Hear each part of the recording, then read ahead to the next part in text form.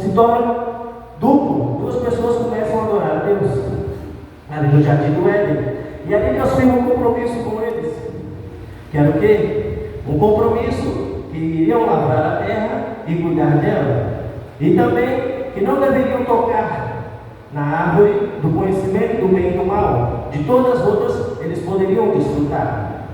E o culto vai tudo bem. Durante todo o dia, Deus aparece na viração do dia, e Adão e Eva começam a cultuar a Deus, cultuando a Deus, até que uma figura aparece. Essa figura que aparece na eternidade, antes que Deus criasse aqui o nosso mundo, uma figura chamada Lúcifer. Ele nasce, criado por Deus, um anjo perfeito, até o dia em que se achou iniquidade nele. Porque ele, ao ver o esplendor da sua beleza e o seu orgulho, ele diz: realmente, eu sou mais perfeito do que todos os anjos aqui no céu, mas só falta eu ser perfeito, mais do que um, mais perfeito do que Deus. E essa perfeição que ele almejava era um pecado, porque Deus é o único, Deus é o primeiro e o último, e não há nada acima de Deus.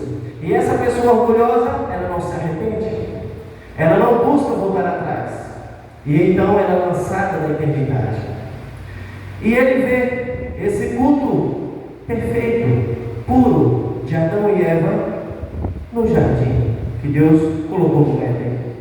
E então essa pessoa não aceita esse casamento, essa aliança que já estava ali pré-estabelecida entre Deus e o homem, uma aliança ficta. Ficta é aquilo que a gente no jurídico diz que não precisa ser explicado, porque é algo que fica implícito. Quando a gente firma um compromisso, quando Deus disse para Adão: Adão, você pode comer de todas as árvores, mas da árvore do conhecimento do bem e do mal você não comerás. Adão, aceita Deus. Isso já se tornou uma aliança, se tornou um pacto com Samuel. E o inimigo vê dessa aliança, esse pacto que o ser humano já tinha feito com Deus, ele decide tentar acabar com essa perfeição. E a ingenuidade de Eva e de Adão são visíveis. Estavam nus e não percebiam. Todo dia, uma vez na vida, eu e você também éramos assim. Quando a gente tinha 1, 2, 3 anos, todos nós já éramos puros e não tínhamos maldade. A Bíblia fala que não veio tentação, senão o bastante que o ser humano pudesse resistir. E ali Deus coloca apenas uma observação: Adão e Eva, vocês não comerão desse fruto, porque quando comerem, certamente morrerão. E ali, por que Deus fez isso? Porque eles, resistindo a isso, iria ter uma elevação espiritual deles, e o culto que já era perfeito se tornaria ainda mais perfeito. Ou seja, era algo que eles podiam resistir. E o inimigo, aproveitando da situação em que Eva estava, ele começa a dialogar com ela. Eis aí o grande perigo do ser humano, é dialogar com o inimigo. Porque o inimigo, ele vem ali na forma de uma serpente, e na nossa vida ele vem de diversas formas. Ele vem na forma, talvez, para quem é casado, na forma de uma mulher que talvez trabalha contigo, a sua vizinha, ou talvez até dentro da própria igreja. E para as mulheres também não é diferente. Talvez o inimigo, ele vem na forma de um suborno. Opa, quanto que você me dá para passar na frente? Por mais que eu não ouvi da fila, eu não consigo passar na frente. Talvez o inimigo venha dessa forma. O inimigo vem também na forma de uma cervejinha, de um cigarro, de qualquer algo. O inimigo vem. E ele inicia uma mentira parcial. Ele começa indagando Eva. Deus disse realmente para que não comesse de todas as frutas. Ali Eva já era para ter repreendido ele, mas ela começa a dialogar. Eis o grande problema, que muitas pessoas não fazem como José fez. Porque José ali na casa de Potifar, em um ambiente que não era propício.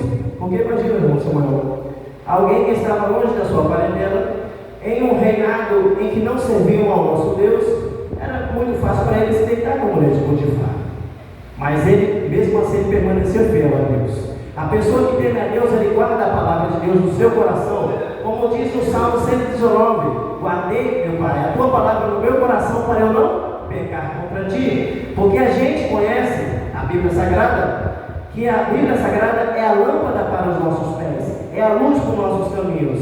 E se a luz é porque tem escuridão, o nosso mundo é trevas. Mas uma vez que você coloca a palavra de Deus no seu coração e você tem ela, os caminhos que eram escuros, irmão Samuel, que eu poderia tropeçar, vão sendo visíveis. E ali Deus vai falando: ó, você não faz isso, esse negócio vai te levar à ruína. E é assim mesmo que acontece. O Espírito Santo sempre nos revela as coisas. E Eva não fez isso. Eva, pelo contrário, dialoga com o inimigo. E uma vez que a gente para dialogar com o inimigo, é como se a batalha já estivesse quase perdida. Ela deveria fugir da serpente, como José fez, quando a mulher de Potifar agarra as vestes dele, ele sai correndo.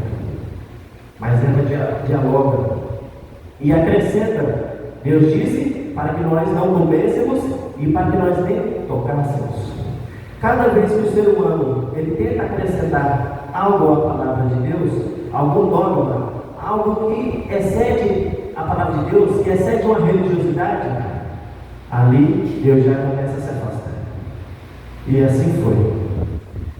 Eva olha para o fruto, deseja aquele fruto desejável, diz que era agradável aos olhos e agradável à vista, agradável ao corpo.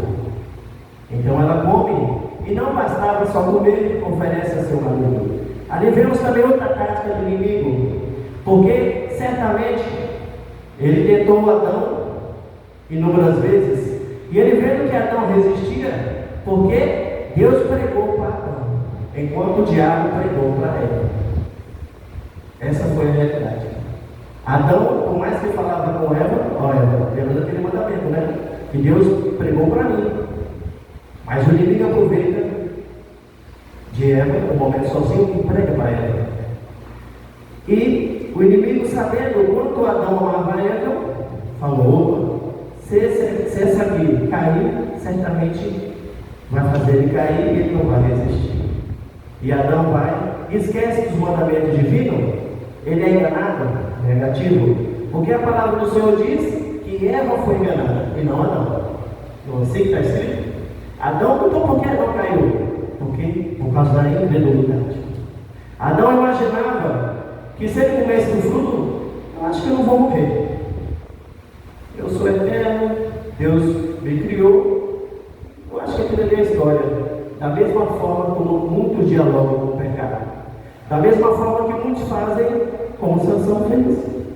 Sansão era o nazireu, o homem escolhido, para que fosse o libertador de Israel, para que fosse o defensor. E tinha algumas regras. Sansão não poderia tocar em animal morto, Sansão não poderia ser beberrão de vinho, mas Sansão, no momento de fraqueza, de fome, ele vê um animal morto, ele vai e toca no animal morto e come do mel.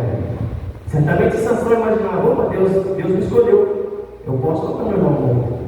Da mesma forma que muitos acham, pastor, só porque são chamados e escolhidos, podem praticar o que quiserem. Esquecem que podem ter consequências, igual teve aqui. E aqui vemos a queda de Adão e Eva. Vemos esse primeiro rompimento desse compromisso. Um compromisso que era para ser eterno, porque Deus elegeu o ser humano antes da fundação do mundo. Mas Deus, em sua infinita misericórdia, vendo que Adão e Eva se escondiam da sua presença, porque chegou a hora do culto, igreja. Novamente, na viração do dia, chegou a hora do culto. E como Deus não faltava em nenhum culto, esse culto eu acho interessante, que o próprio Deus vai até a igreja. É Ele quem vai. Mostra que a salvação sempre partiu da parte de Deus. E uma vez que a gente está em santidade, irmãs, assim, o Espírito Santo, quando fala com a gente, traz refrigério, traz paz, traz alegria. Mas a partir do momento que a gente foge da santidade divina, que a gente está em pecado, sabe o que a voz de Deus causa, irmão Samuel?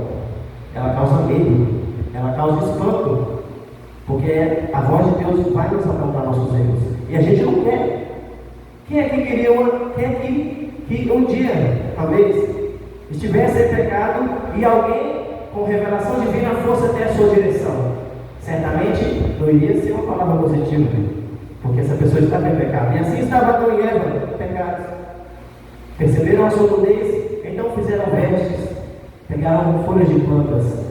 Mas a salvação vem de Deus, como eu disse. O ser humano, com a sua religiosidade, é incapaz de tampar a sua nudez, de tampar